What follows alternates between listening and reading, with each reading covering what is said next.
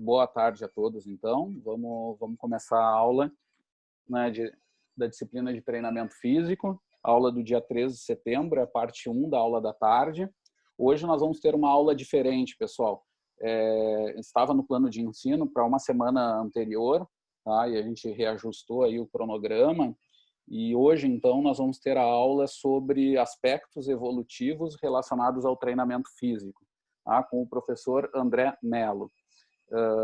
O André, ele é um mestrando meu, né, no nosso programa lá do ESEF, em Ciência do Movimento Humano. Ele estuda aspectos da fisiomecânica da caminhada aquática em água rasa. Ele está construindo um modelo fisiomecânico para tentar entender, primeiro, se existe, depois o porquê, se caso exista, uma profundidade de imersão onde o custo metabólico tem um valor máximo ou mínimo.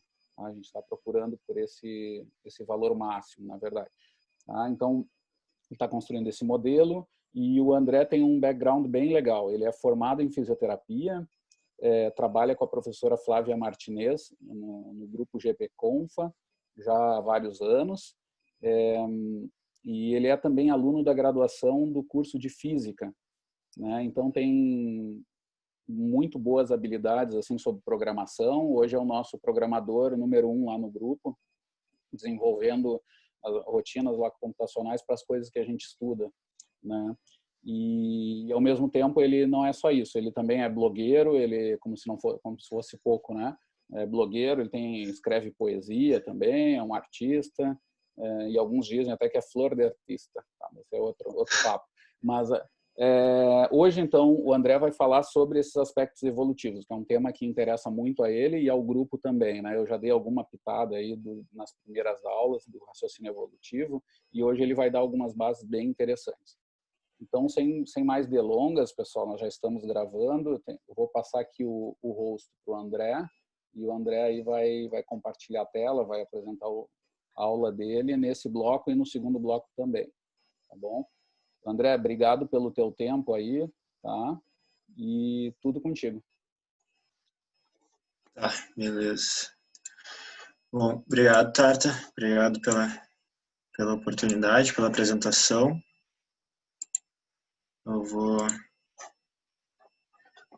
Deu certo aqui? Tá? Estão vendo? Beleza. Então, boa tarde a todos, primeiro. Meu nome é André Ivanisque Mello.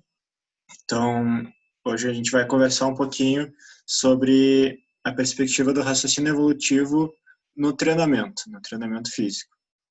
Então, essa ideia surgiu, a gente quis trazer esse tópico, esse tema, para a gente discutir, conversar um pouco sobre essa perspectiva da evolução da espécie, da evolução do Homo sapiens, de que forma que essa filogenia, essa evolução, esse processo evolutivo de seleção natural e mutações gênicas da espécie podem influenciar e podem estar interferindo, podem interferir nesses aspectos de atividade física, de movimento humano, nesses padrões de movimento, nesses padrões neuromusculares do nosso atleta, do nosso aluno, do nosso paciente, enfim, dessa pessoa com quem a gente está se relacionando, com essa pessoa que a gente vai avaliar, que a gente vai prescrever um exercício, vai prescrever um treinamento, vai periodizar um treinamento. Então, o nosso objetivo aqui não é esgotar o tema, não é analisar cada parte do corpo humano, da onde surgiu, qual foi a formação filogenética, é mais trazer esse olhar, colocar esse olhar na roda, a gente começar a pensar, a refletir sobre esse prisma de raciocínio evolutivo, o treinamento humano, a atividade física, o movimento humano. Eu digo isso porque como o professor falou, eu tenho a formação em fisioterapia aqui na escola e na fisioterapia, acredito que na educação física, na dança também seja parecido, esse olhar de raciocínio evolutivo ele aparece muito pouco, para não dizer que praticamente não aparece assim, no currículo da graduação. E eu acredito realmente que esse olhar, essa forma de analisar o movimento humano enriquece muito na hora da gente prescrever um treinamento, prescrever um exercício, avaliar um padrão de movimento do nosso aluno, do nosso paciente. Então, a ideia aqui é mais instigar, é colocar esse olhar, é fornecer essa ideia dessa ferramenta que a gente pode utilizar, do que a gente mostrar todos os exemplos possíveis, todas as formas de avaliar e de prescrever exercício a partir desse pensamento. Então, para começar, quis trazer essa frase, essa colocação do Dobzhansky, um dos principais pesquisadores, geneticistas, biólogos do século passado, que ele vai dizer que nada na biologia faz sentido, exceto à luz da evolução. Ou seja, como é que a gente pode trazer isso para o nosso campo do movimento humano? Então, o ser humano, esse Homo sapiens sapiens, ele é um ser biológico, ele é um ser que tem uma história biológica, ele é um ser que tem uma história evolutiva. Então, essa história evolutiva dele está por trás, está influenciando, ela está sendo essencial para definir os padrões de movimento, os padrões de comportamento, o sistema neuromuscular de movimento desse ser humano. Então, a gente falou de manhã, e eu acho que eu gosto desse exemplo de, assim, a gente pode traçar esse paralelo, né? A gente fica muito mais fácil, muito mais enriquecedor e completo se a gente quiser analisar a condição, a situação sociocultural, socioeconômica do Brasil de 2020, se a gente analisar a história do Brasil desde lá do século XVI, chegada do europeu, história moderna no Brasil. A gente analisar como é que se deu essa colonização, como é que foi todo esse processo de industrialização no Brasil. A gente consegue ter uma compreensão mais ampla dessa história do Brasil, da situação do Brasil hoje em 2020. E eu acredito que realmente na biologia a gente poderia fazer um paralelo de que enriquece muito, fica muito mais integral, mais orgânico a gente avaliar esse Homo sapiens de 2020, se a gente começar a olhar essa história evolutiva desse Homo sapiens, onde ele veio, como é que se deu esse desenvolvimento evolutivo.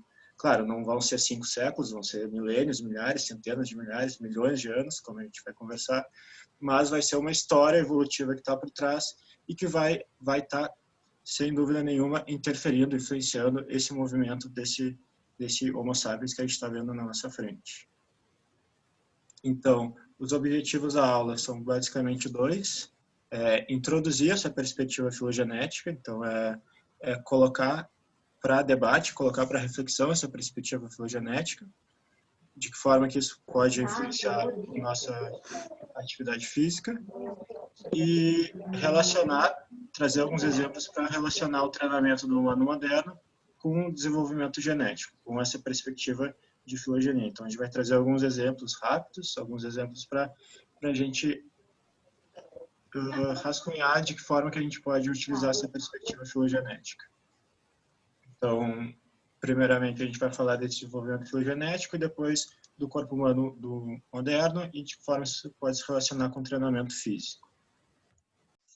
Então, primeiramente, com relação ao desenvolvimento filogenético, a gente utilizou algumas referências, acredito que devem conhecer algumas delas, A Teia da Vida do Capra, de Primatas Astronautas do Modianov, esse O Sapiens do Harari, livro bem conhecido, A Árvore do Conhecimento do Maturana Varela, Os Dragões do Éden do Carl Sagan, o Breve História de Quase Tudo do Bill Bryson, e esse artigo do Ribas, que é um apanhado filogenético da evolução filogenética do sistema nervoso. Então, os slides eles são baseados em um compilado dessas referências. Então, primeiramente, quis trazer esse instrumento, esse calendário cósmico que o Carl Sagan ele vai propor no Dragões do Éden, que é acho um instrumento bem interessante, bem legal para a gente relativizar a posição temporal e espacial do ser humano dentro de uma perspectiva ampla de história do universo, de história da vida, de história da Terra. Então, o que ele vai fazer?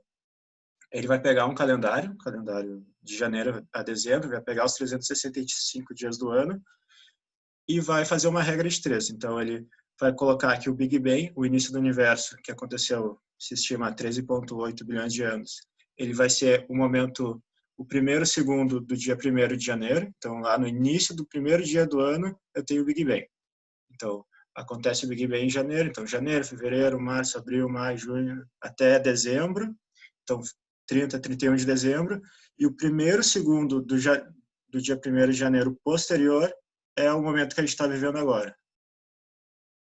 Certo? Então, eu vou ter 1º de janeiro o Big Bang e o primeiro segundo do 1º de janeiro seguinte, do próximo ano, a virada do ano, é o que a gente está vivendo agora, é hoje. Então, ele vai compactar, ele vai agrupar esses 13,8 bilhões de anos em 365 dias. Então, ele vai, a partir daí, vai fazendo regra de 3. Então, 1 bilhão de anos equivaleria ali a mais ou menos um mês, né? 26 dias, arredondando. Então, 1 bilhão de anos da história do universo equivale a 26 dias a um mês nesse calendário cósmico. 438 anos da nossa terrestres de rotação da Terra equivale a um segundo. Então, um cálculo rápido, a história do Brasil, por exemplo, ali de mais ou menos 500 anos, se passaria em um segundo. Então, um piscar de olhos, praticamente, é toda a história do Brasil dentro dessa perspectiva ampla de história do universo, de tempo, de intervalo de tempo desse calendário cósmico. Então, todas as datas que a gente vai trazendo, a gente vai fazendo essa relação com esse calendário cósmico, que eu acho que é uma ferramenta muito interessante para dar essa dimensão, essa perspectiva de tempo da onde que a nossa espécie está dentro desse desenvolvimento da vida, desse desenvolvimento da Terra. Então, para começar, então, se eu tenho o Big Bang, lá no dia 1º de janeiro, 1º de janeiro, início do universo. Então, eu vou ter janeiro, fevereiro, março, abril, maio, junho, julho, agosto, e somente no dia 1º de setembro é que a Terra vai se formar. A Terra vai começar a se formar. Então, há 4,6 bilhões de anos, eu tenho o início da formação da Terra. Então, somente no segundo semestre do ano é que eu tenho o início da formação da Terra. Então, eu tenho mais 6 meses de universo se formando, a Terra nem próximo de existir. Então, no dia 19 de setembro, então, há 3,9 bilhões de anos, eu tenho essa solidificação da crosta terrestre, então eu tenho esse resfriamento dessa bola de fogo. Então, a Terra ela resfria, a atmosfera reduz a temperatura. Isso somente no dia 19 de setembro, há quase 4 bilhões de anos atrás. E curiosamente, então, logo depois que a Terra se solidifica e se resfria, a vida já surge na Terra, 2 dias depois, dentro dessa perspectiva do calendário cósmico. Né? Então, há 3,85 bilhões de anos. Então, logo que a Terra ela se estrutura, ela se prepara, ela já tem as condições mínimas necessárias para o surgimento da vida na Terra. Então a Terra ela tem diversos fatores, os autores relatam cerca de 24 fatores que propiciam, que predispõem ao surgimento da vida na Terra. Então, logo que a Terra se solidifica, se resfria, a vida já surge. Isso a gente está em 21 de setembro, então, dentro desse calendário cósmico. Então, as primeiras formas de vida são bactérias procarióticas, então, sem núcleo definido, seres unicelulares, menores. Então, eu tenho o surgimento das cianobactérias, as algas verdes, que elas começam a realizar fotossíntese, desenvolvem fotossíntese, então elas começam a liberar oxigênio na atmosfera, começam a aumentar a concentração de oxigênio atmosférico, então esse aumento do oxigênio vai permitir o surgimento de animais maiores posteriormente. Isso eu estou em 21 de setembro, então eu tenho 21 de setembro, todo outubro, e somente dia 3 de novembro, há 2,2 bilhões de anos, eu tenho o surgimento das células eucarióticas, das bactérias eucarióticas. Né? Então, de células maiores, com núcleo definido, com maior conteúdo genético, com maior conteúdo de DNA. Então, a vida passou praticamente 2 bilhões de anos somente com pequenas células procarióticas, com pequenas bactérias procarióticas. Então, eu vou ter o surgimento das mitocôndrias, então tem a teoria da endossibiose, que foram bactérias que invadiram outras bactérias e que entraram em cooperação e simbiose, e isso foi evolutivamente vantajoso para ambas as espécies, e elas continuaram se proliferando dessa forma. Então, essa perspectiva eu acho bem interessante, porque muitas vezes a gente acaba tendo que a evolução, a seleção natural é um processo de uma espécie devastando a outra, né? A espécie mais forte, mais rápida, ela preda a outra, ela mata a outra, e assim ela consegue subir no topo da cadeia alimentar e se propagar e deixar descendentes e evoluir e vencer, né, nessa seleção natural. Só que muitos exemplos nos mostram que na verdade é o oposto, que são as espécies que têm maior capacidade de cooperar com as outras espécies, capacidade de entrar em harmonia com o ecossistema ao redor, com o bioma ao redor, tem essa capacidade de entrar em simbiose com os outros animais, com os outros seres, é que tem uma maior probabilidade de deixar descendentes férteis e de prosperar evolutivamente falando. Então, ainda ali, dia 3 de novembro, eu vou ter o surgimento da locomoção mais efetiva por meio de flagelos. Então, esses animais, esses seres, essas células vão conseguir se deslocar de forma mais efetiva pelo espaço. Então, aqui eu já estou em 3 de novembro. Então, a vida surgiu lá no fim de setembro, passou todo outubro, 3 de novembro começa a ter essas células maiores, nucleadas, e somente no dia 13 de dezembro eu tenho o surgimento dos primeiros animais, 700 milhões de anos atrás. Então, eu já estou no último mês do ano e eu tenho pequenos animais ali, massas de células globulares e verminifórias que vivem na água, então são pequenos animais. Então, nada próximo da gente ver algum humano correndo aí campo afora, né? Correndo pela savana. Então, já estou em dia 13 de dezembro, no último mês do ano. Então, nesse período, eu vou ter o surgimento do sistema nervoso, que vai se caracterizar por irritabilidade, contutibilidade, contratilidade. Então, ele vai ser esse grupo de células que vai ter um nível de ativação que ele vai deflagrar um estímulo, né? Vai ser irritável, vai deflagrar um estímulo, vai conduzir esse estímulo entre as diferentes partes do corpo do animal, entre a parte sensitiva e a parte motora, e nessa parte motora, nessa junção neuromuscular, ele vai realizar contração de células e vai alterar o formato do animal com relação ao ambiente, vai realizar esse deslocamento, essa mudança de postura do animal frente ao ambiente externo. E ainda, nesses primeiros animais, eu já vou ter o surgimento de esqueletos primitivos, a partir do excesso de cálcio que tem na água. Primeiramente, os animais, esse cálcio em excesso, ele é tóxico para os animais, então, primeiramente, eles vão excretando esse cálcio, esse excesso de cálcio, e em determinado momento, eles vão começando a armazenar esse cálcio no próprio corpo, vão criar conchas, vão criar proteções e vão começar a criar os primeiros ossos, os primeiros esqueletos primitivos. Então, dia 13 de dezembro, eu tenho os primeiros animais, eu tenho o surgimento do sistema nervoso, do sistema neuromuscular, eu tenho o surgimento do sistema esquelético. Isso há 700 milhões de anos atrás. E no dia 21 de dezembro, eu tenho os primeiros animais terrestres, esses animais anfíbios, então, há 400 milhões de anos atrás. Então, aqui eu já estou quase no Natal e a gente já recém está saindo da água, a gente já recém está vindo para solo seco. Então, são os primeiros animais anfíbios. Então, eles começam a ter adaptações à vida na Terra, seca. Então, eles adaptam seu sistema respiratório para essa maior quantidade de oxigênio que tem na atmosfera com relação à água. A pele deles sofre adaptações também para evitar o ressecamento. O seu sistema musculoesquelético, ele se adapta também, porque no solo seco tem um maior efeito das forças gravitacionais, da força gravitacional com relação à água, então ele tem que suportar essa gravidade de uma forma mais importante. Surgem os primeiros tetrápodes também, são animais com 4 membros.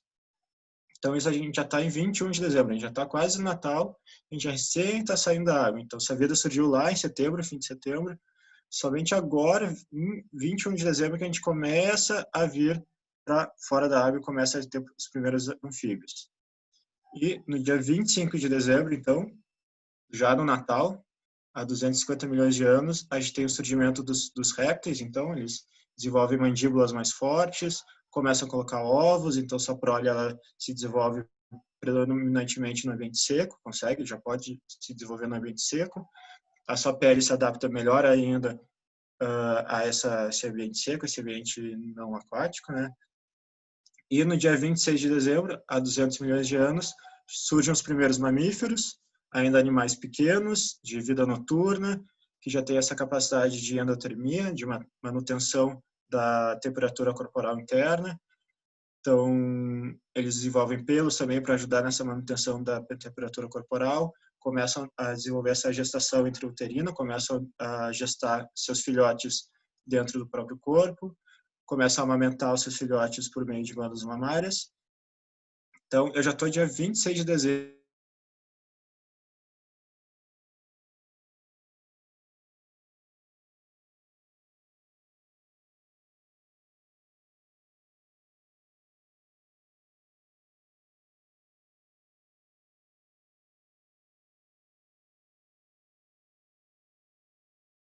Então, pequenos primatas que se alimentam de insetos.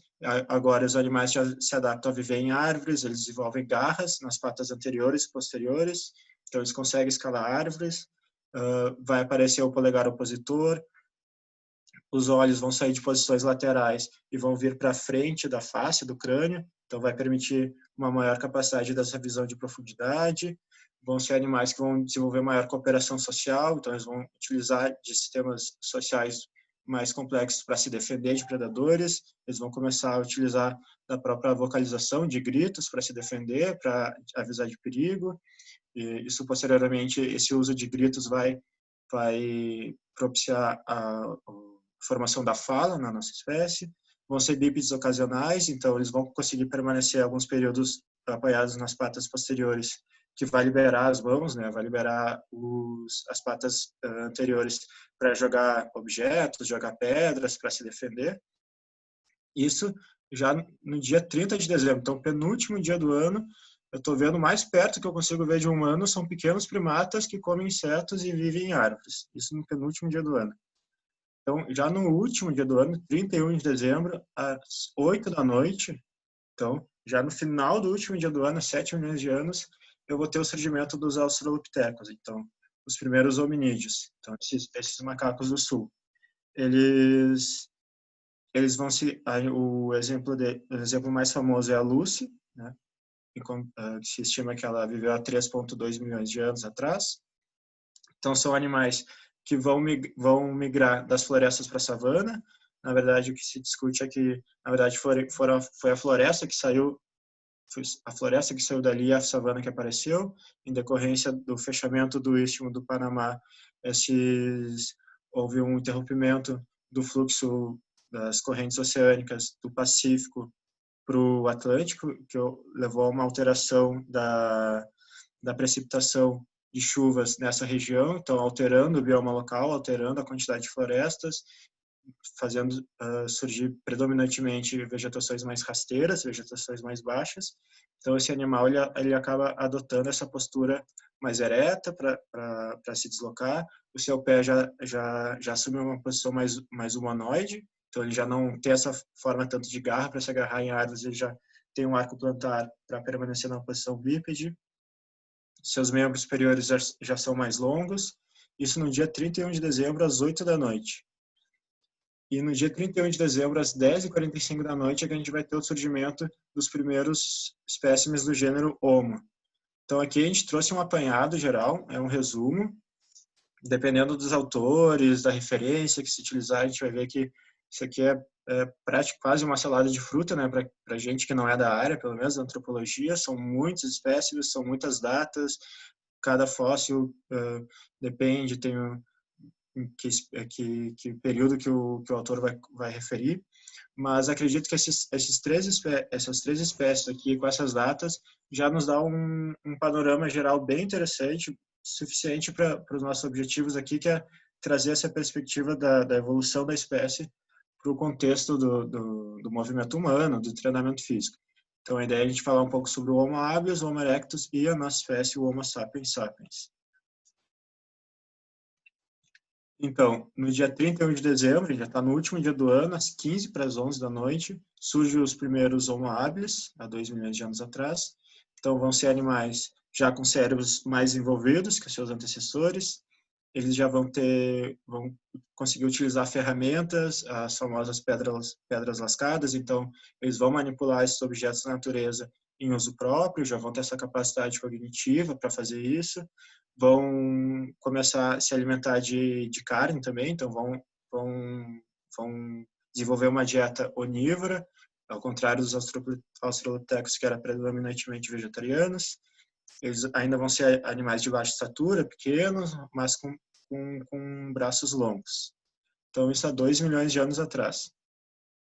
Há 1,8 milhões de anos atrás, então, eu vou ter o surgimento do Homo erectus, então, isso já às 5 para as 11 da noite. Os autores vão colocar que o Homo erectus é a linha divisória símio-humano.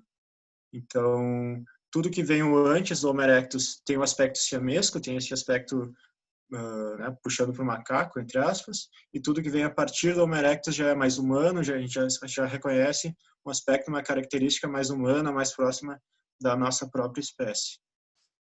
Então, o Homo erectus ele vai desenvolver um cérebro maior, então a gente vai acabar pagando esse preço evolutivo, né? O cérebro é um tecido que proporcionalmente ele representa pouco da massa corporal do nosso corpo, cerca de 2, 5% da nossa massa corporal, mas que consome muita energia, consome até 20% das calorias que a gente ingere. Então, é um tecido que demanda muita energia. Então, a gente precisa comer muito para suprir as energias que esse tecido necessita. Mas, em compensação, ele foi que nos propiciou o desenvolvimento dessas capacidades cognitivas superiores, né? Então, ao invés da gente aumentar os nossos músculos, ter dentes mais afiados, garras maiores, correr mais rápido, como os outros animais, alguns animais foram para essa linha evolutiva, a gente aumentou o tamanho do nosso cérebro. Foi uma adaptação evolutiva genética. Então, o Homo erectus ele vai ter cérebro maior, ele vai ser mais ereto, vai ser um animal mais alto, ele vai ter esse comportamento de caça em bando. Então, o Mlodinov vai colocar que esse comportamento de caça, ele vai fazer essa comparação, que essa forma de caça entre vários indivíduos se movimentando de forma harmônica, coordenada para atingir um determinado objetivo, vai ser a gente poderia traçar esse paralelo com os jogos de equipe, os jogos esportivos de equipe que a gente tem hoje em dia. Então, se antigamente se juntava ali um grupo, um bando para caçar um antílope, atualmente a gente junta um grupo, um bando para marcar um gol no adversário, para marcar um ponto, para fazer uma cesta. Então, esse padrão de comportamento humano, ele já remete desde a época do Homo erectus. Então, vai ser o Homo erectus também que vai começar a ter esse controle sobre o fogo, então aumenta. Se antes a gente tinha o controle sobre pedra lascada, agora a gente já começa a ter um controle sobre o fogo. Então, aumenta a capacidade de controle sobre esses fenômenos físicos da natureza. Eles vivem em acampamentos, então, comunidades tribais em acampamentos. E também, muito interessante, vão ter os primeiros registros fósseis de cuidado dos mais fracos e frágeis. Então, foram encontrados esqueleto de uma representante fêmea do Homo erectus, que ela tinha muitas deformidades no seu esqueleto em decorrência de um tumor, por hipervitaminose A. Só que a quantidade de tumores, deformações que ela tinha no osso, indicam que ela permaneceu viva ainda, apesar do tumor, por semanas e até meses. Então, provavelmente alguém cuidou dessa pessoa, alguém caçou, coletou, nutriu essa pessoa, manteve ela sob seus cuidados. Então, a gente pode ver esse padrão de comportamento surgindo no Homo erectus, que a gente pode até traçar esse paralelo com as nossas profissões, de profissão da saúde, profissão do cuidado, em que a gente tem essa relação de cuidado com outra pessoa, de cuidar da saúde de outra pessoa. Então, esse padrão de comportamento, essa forma de comportamento interpessoal, social, comunitária, ela vai aparecer pela primeira vez na história dentro do Homo erectus. E, então, às 6 para meia-noite, faltando 5 minutos para meia-noite ali, a galera já quase estourando champanhe, a gente tem há 200 mil anos, a gente tem o surgimento dos Homo sapiens sapiens, então, curiosamente, por falta de mais indícios fósseis, a emergência da nossa própria espécie era um pouco obscura com relação às outras espécies, mas o que se sabe é que a nossa espécie, ela surgiu e se desenvolveu durante centenas, dezenas de milhares de anos como caçador-coletor. Então, é uma espécie caçadora-coletora que vivia em bandos de forma nômade. Então, era uma espécie que caçava e coletava, que comia, e chegava no local, se utilizava dos recursos daquele local, os recursos alimentícios e de água daquele local, e quando esses recursos se exauriam, ele trocava de ambiente, se deslocava, migrava para outro ambiente. Se estima que para cada Homo sapiens era necessário cerca de 1 km² de espaço para ele viver a sua vida se alimentando e comendo e tomando água, enfim. Então, mas esse ainda, se a gente pegasse uma máquina do tempo e voltasse 200 mil anos atrás e tentasse conversar com esse Homo sapiens, a gente ainda não perceberia um estilo de comportamento do humano moderno, que se chama. Ele ainda seria um pouco diferente do nosso. O que aconteceu é que há 40 mil anos houve uma revolução cognitiva, então houve alguma alteração a nível do sistema nervoso central que fez surgir esse comportamento, esse perfil de comportamento do homem moderno, esse perfil de comportamento de capacidade de cooperação com um número de indivíduos muito grande, de forma flexível, essa capacidade de organização social comunitária bem flexível que somente a nossa espécie possui. O Harari vai comparar com outras espécies sociais, como, por exemplo, as abelhas, que são seres sociais, que são seres que cooperam em um grande número de indivíduos, mas que não tem uma organização social muito flexível. Então, eu tenho a rainha, a abelha rainha e as operárias, mas dificilmente nunca se viu as operárias derrubarem a rainha, instituírem uma democracia, instituírem um comunismo, um socialismo, né, um parlamentarismo. A estrutura social é muito rígida, é assim, apesar de elas cooperarem com um número de indivíduos muito grandes. Já o Homo sapiens a gente consegue cooperar com um número de indivíduos muito grande e ter diferentes conformações, com o passar, dependendo do contexto histórico e cultural, configurações políticos, sociais, organizacionais bem flexíveis. Isso se decorre devido a essa revolução cognitiva que ocorreu há 40 mil anos atrás. André? Muito bem, André. André, Oi? me escuta? Sim, sim. Tá 1 minuto aqui agora. Vai acabar o nosso tempo aqui. Nós vamos fazer o break, pessoal. Deixa eu ver aqui o horário. 2h20 a gente volta, tá bom? André, já por enquanto, muito obrigado. Passou o host para mim? Vou. Peraí. Deixa eu parar a gravação. André, agora, tu vai voltar depois?